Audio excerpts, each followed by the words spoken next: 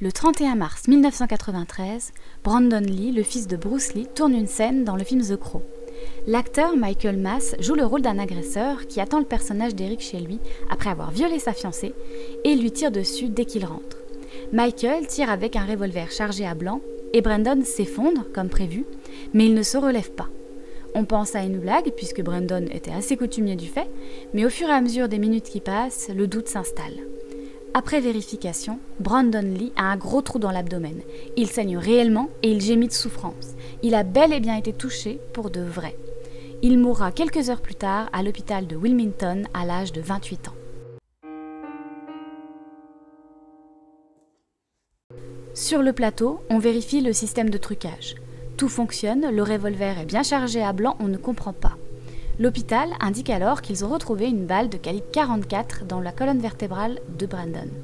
Après une enquête, on découvre que le revolver avait été précédemment chargé avec une vraie balle sans poudre et que cette balle est restée bloquée dans le canon, si bien que lorsque la cartouche à blanc est partie, elle a propulsé la balle réelle.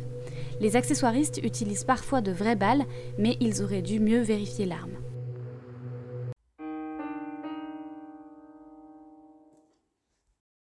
Brandon Lee était fiancé à Eliza Hutton, avec qui il devait se marier le 17 avril 1993, soit moins d'un mois plus tard.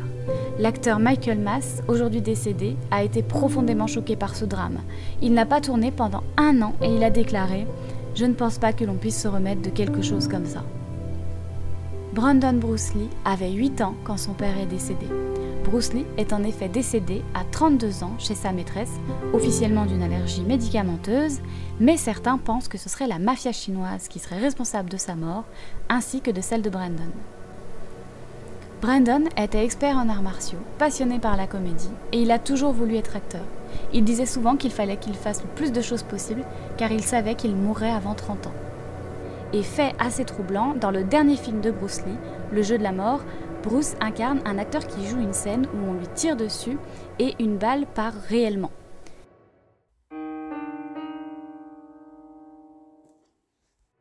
Pour terminer le film The Crow, on a dû mettre beaucoup de moyens, plus de 15 millions de dollars. Un autre acteur a été embauché et on a intégré numériquement le visage de Brandon sur celui-ci. Bien entendu, la scène de sa mort n'a pas été mise dans le film, mais a été tournée avec ce système.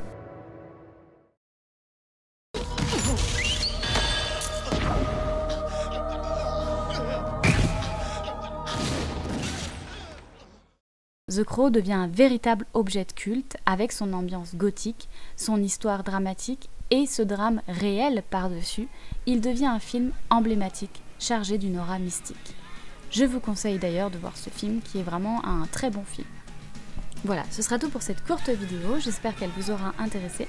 N'hésitez pas à mettre votre avis en commentaire et à vous abonner pour m'encourager.